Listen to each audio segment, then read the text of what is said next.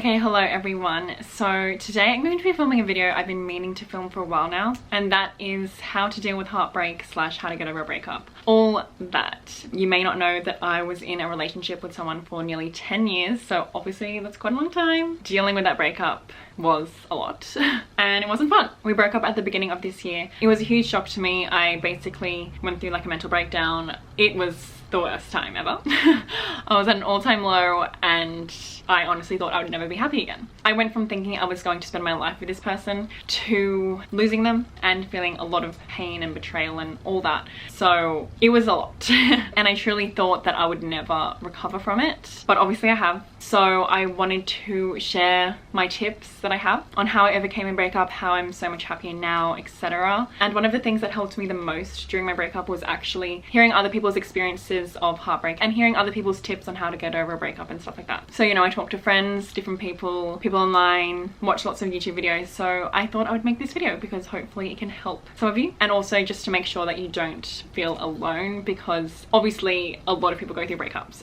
but it is still a really lonely feeling. And I just want to remind you, you're obviously not alone and you will get through this, and I promise you all the pain will be worth it and you will be so happy that you pushed through. I really wish I could show my old self from the beginning of this year where I am today, because she, you know, it's the classic thing to say, but she honestly wouldn't have believed it. Me at the beginning of the year literally saw like darkness only in my future, no hope, thought I was the most disgusting person ever. Yeah, it was a lot. So the progress that I've made since the beginning of the year, I'm really proud of myself.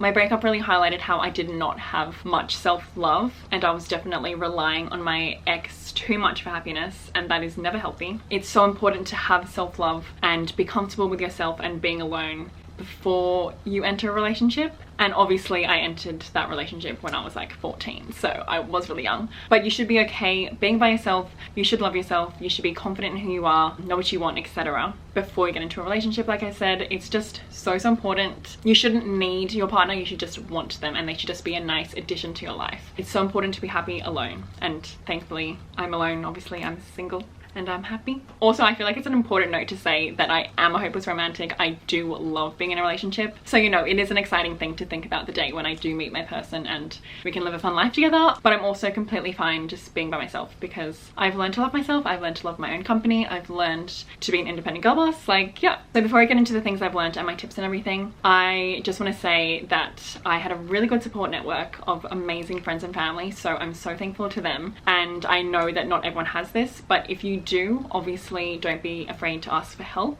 They obviously care about you, they want you to be happy, they're there to support you. So once again, so thankful to them. I don't know if I could have done it without them, but like I said, I understand not everyone has someone they can turn to. So I hope this video can be a safe space for you to share your experiences if you want to, or to vent, and we can be there for each other and share advice if we need. So like I said, my breakup really highlighted how I didn't have self-love. It also highlighted how bad my mental health was. Prioritizing your mental health should be your #1 priority in life. Most of us don't do that, I feel, including me. I definitely was like, oh, I know I should probably, you know, do something about my mental health. But I was 1, too scared because I had a previous bad experience with a therapist. 2, I always just thought it wasn't like bad enough for me to attend to it quickly, sort of thing. So I just kept putting it off, and obviously that was a rookie mistake. So right after my breakup, I took the steps that I needed to take in order to work on my mental health, work on my happiness, etc. So I finally started seeing a therapist, and it was so helpful. I also got on medication for my mental illness, and I can tell you life is a million times better. Therapy exists for a reason. I honestly believe everyone should go to therapy if they can, and medication exists for a reason. It's there to help if you need it, and obviously I needed it. So I'm so thankful that these things exist, and I'm so lucky to live in a country where it's accessible and we have things like Medicare and stuff. I completely understand this is not the case for every country, which absolutely sucks. I honestly feel like it should be a human right to have therapy because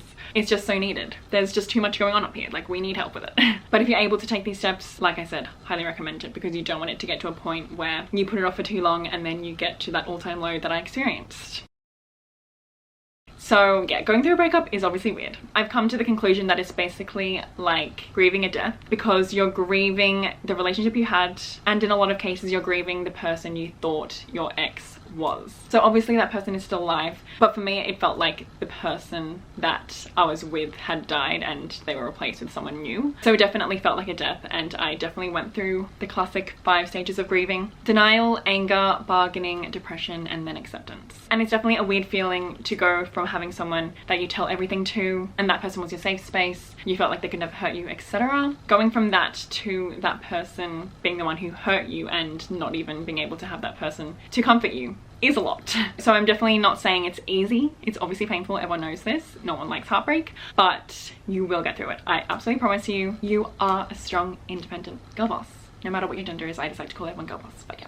You should never make your partner your entire world. You should make sure you're also prioritizing, obviously, yourself, your relationships with other people, including your friends and family. I was not doing this, and that was an absolutely rookie move. Like I said earlier, your partner should be an addition to your life and add extra happiness, but they should not be your only happiness. And I'm definitely a really passionate person. I really love and care for the people that I love deeply. So suddenly it felt like I had all this love and I had nowhere to put it, because obviously I no longer had that person. So I highly recommend taking that love and pouring it into yourself and your other loved ones around you. So I really focused on self-love, and I also worked on building my relationships with my family and friends. And this was absolutely key in my healing. So I spent a lot of time working on my self-love. I started listening to the podcast, The Self-Love Fix, which is a stunning podcast. It's been a while since I've listened, so I can't remember the host's name, but she basically teaches you how to love yourself and also tells you activities you can do in order to do so. So I did a lot of journaling and answering questions about myself and really reflecting what I like about myself, things I want to work on, etc. There are a lot of self-love questions online, and it's really nice to take the time to answer those questions about yourself, because usually we spend a lot of time talking about what we love about other people. It's also important to spend time to talk about things that you love about yourself. And like I said, I was at an all-time low, literally had no confidence at the beginning of the year. And now I'm the most confident I've ever been in my life, honestly, I think. And that's because I've taken the time to work on my self-love. And it's just amazing. So yeah, back to the Self-Love Fix podcast. Episode 2 specifically, I think it's called You Deserve Better, Sis, was so key in my healing process. I remember I was so depressed every second of every day when my breakup just happened. And one of the first times where I could get my mind off things and actually engage in some content was when I listened to this episode. And I was like, wow, yeah, I do. Like, she's so empowering, and everything she was saying in this episode was so true. And it actually got me excited for the future, because I was like, oh my gosh, like one day I will find someone who I love everything about and who loves everything about me. And I decided in that moment that I'm not gonna settle. I'd rather be alone than be with someone who's not right for me. So yeah, so much love to that podcast. Also at the beginning of the year, obviously there's Valentine's Day. That was quite hard for me, but basically what I did was I wrote a love letter to myself. And that was really nice, because I still got a love letter, but it was just from me. But it was stunning. And my relationships with my family and friends have strengthened so much this year. And I honestly don't know what I was doing before this. Like, what was I doing? I can't imagine not being this close to my friends and family. It's disgusting to think about. But I'm so thankful. Like, I have so many amazing people around me, and I just feel so blessed, and I feel so filled with love and happiness that, you know, I don't feel lonely or anything. It's a typical thing that society puts on specifically women, that when you're not in a relationship, people think you're lonely. I don't feel lonely at all. Like I said, I have so many stunning people around me, and I also don't feel lonely when I'm in my own company. I feel content and happy, and obviously I got scruffy too. Yeah, like I don't feel like I'm missing anything in my life at the moment. I'm happy to be single, and that's because I've taken these steps, which I'm gonna keep repeating, I feel. But it's just so important to take steps to heal. Obviously there's the classic quote, time heals all wounds, but I don't completely agree with that, because you also need to take the steps to heal the wounds. So obviously when it first happens, like, give yourself your moment to like breathe and be sad and grieve and everything. I'm definitely not saying to hurry up and do something about it. Have your moment, and then when you're ready, try to take the steps to work towards a better future and be happy and heal, and be kind to yourself. Don't try to compare your journey with other people. I definitely felt that way. I kept thinking, oh, my ex is already over it, like why aren't I over it, like what's taking me so long? Everyone deals with grief differently, everyone deals with breakups differently, and obviously it's not a competition, even though sometimes people make you feel like it is. Things also come in waves, so you can feel like you've made a lot of progress, and then maybe one day you feel like you're back to square one. It's important to let yourself have these moments and don't let it trick you into thinking you've made no progress, because because you have made progress, and it's normal to be sad about something you thought you completely healed from. After a breakup, it's also really good to reflect on your relationship and write down all the things you didn't like about it, all the things that you did wrong that you can work on for yourself and for your next relationship. If you haven't already, it's also important to learn what your love language is, what your attachment style is, etc. These things are so important, and I feel like it's not discussed enough. Just because two people like each other doesn't mean they're compatible, because there are so many things to do with compatibility, and obviously love language and attachment styles are important factors in that. I actually just started listening to the audiobook Attached, which talks about all the different attachment styles. Okay, so in my phone I had a note that was so long, like you could literally scroll for like, I swear, a minute. It was so long, and I looked at it every day. And in this note I had things I didn't like about my ex, things I didn't like about our relationship, what I want in a future relationship, why we didn't work and why we shouldn't be together, and inspirational quotes. So after a relationship ends, it's easy for your brain to only focus on the good times. So having this note was key for those moments, because obviously you might be like, oh, I miss that person, maybe I should text them, maybe I should call them, etc. No, go to that note, read all the things you didn't like about that person, read why you shouldn't be together, etc. and be reminded why that's not a good idea. I literally looked at this every single day until I realized I didn't need to look at it anymore, and it was a stunning moment. That was a key moment in my healing. I was like, wow, I don't even need it. And I actually made a Notion page with tips, quotes that I loved, different YouTube videos that really helped me during this time, etc. that you guys can use if you're also going through a breakup, and use it as my little note that I looked at every day. So I'll have that linked in my description, but I just want to read some of the quotes that really helped me during this time. Short-term uncomfortability for long-term peace. Rejection is not as personal as it feels. Liking someone or being liked is more about compatibility than inherent worth. When someone shows you who they are, believe them. Stop choosing what isn't choosing you. If it's not mutual, why pursue it? Stop being shocked by repeated behavior, notice patterns and believe them. The best revenge is no revenge. Move on, be happy. When sweet memories turn into bitter reminders, take it as a sign that it's time to let go of what once was. There's a reason you're no longer there, and that's okay. Never beg someone to be in your life. If your love and emotions get ignored, walk away. You're worth more than you think. Be with someone who is proud of you, someone who knows your worth, someone who's there through thick and thin with no regrets, because that's what you deserve. That's what your heart desires, and that's what your life needs. Never forget your worth. Never let fear decide your future. At your absolute best, you still won't be good enough for the wrong person. At your worst, you'll still be worth it to the right person. So yeah, obviously a lot of people experience the desire to reach out to your ex after a breakup, but you obviously broke up for a reason. So most of the time this isn't a good idea. So hopefully when you go to this page, it will remind you not to. Another good thing is actually, if you feel the desire to talk to that person, write them a letter, but don't actually send it. This is a really good way to express yourself and to feel like you're talking to the person without actually doing so, obviously. Another good thing is, this might sound stupid, but I would record myself talking to my ex and just telling them how hurt I was and just letting all my emotions out. And this was a really cathartic experience. Another huge tip I have is create a happiness folder. So in your photos album on your phone, you can create a happiness folder, and that's what I did during this time. It was another thing that I looked at every day. It was stunning. Any photo or video that brings you happiness as soon as you watch it, put it into that folder, and anytime you're feeling down, go to that folder and hopefully you'll experience at least a little bit of happiness. So I put, you know, stunning videos of celebrities I loved, screenshots of text messages from friends, some funny videos like #1 victory royale.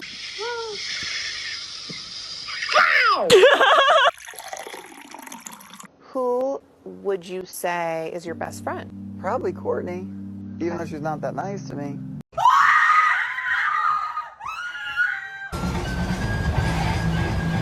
I hope I can, like, you know, totally crack up. So I haven't, like, totally cracked up in a long time. positive, encouraging affirmation videos like this one.